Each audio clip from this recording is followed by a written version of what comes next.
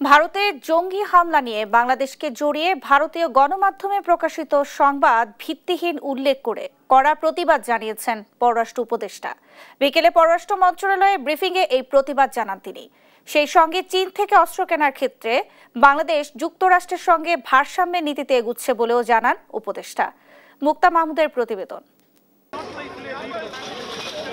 সাম্প্রতিক সময়ের নানা বিষয়, বিশেষ করে দিল্লিতে সোমবারের হামলা, মার্কিন থিংক টুয়াইস অ্যাক্ট 2025 এবং মানবতা বিরোধী অপরাধের অভিযোগে সাবেক প্রধানমন্ত্রী শেখ হাসিনার বিচারের বিষয়ে জাতিসংঘের কাছে আপিল সহ নানা বিষয়ে ঢাকার অবস্থান জানতে চাওয়া হয়। বিষয়গুলো নিয়ে মঙ্গলবার সন্ধ্যায় সাংবাদিকদের মুখোমুখি হন পররাষ্ট্র উপদেষ্টা তৌহিদ হোসেন।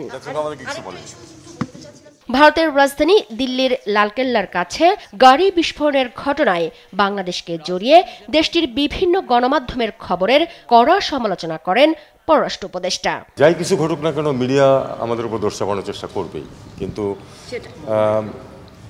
কোনো কারণ নেই এটা বিশ্বাস করার, কোনো সেন্সিবল লোক তো এটা বিশ্বাস করবে না। শেখ হাসিনার অনুপস্থিতিতে মানবতা বিরোধী অপরাধের বিচার প্রক্রিয়া নিয়ে লন্ডনের ডক্টর স্ট্রিট চেম্বার্সের আইনজীবী স্টিভেন পাওয়েলস ও তাতিয়ান ইটওয়েলের উদ্বেগ জানিয়ে জাতিসংঘে করা আপিলের বিষয়ে পররাষ্ট্র উপদেষ্টা বলেন, ইউএন এ নিয়ে জানালে ব্যবস্থা নেবে ঢাকা।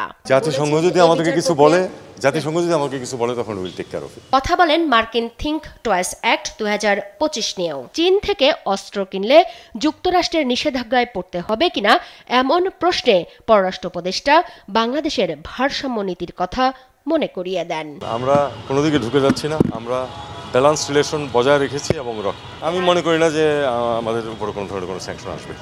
এদিকে মিয়ানমারের আসন্ন জাতীয় নির্বাচনে বাংলাদেশ পর্যবেক্ষক পাঠাচ্ছে না বলেও জানিয়েছে পররাষ্ট্র মন্ত্রণালয়। মুক্তা মাহমুদ, দেশ টিভি, ঢাকা।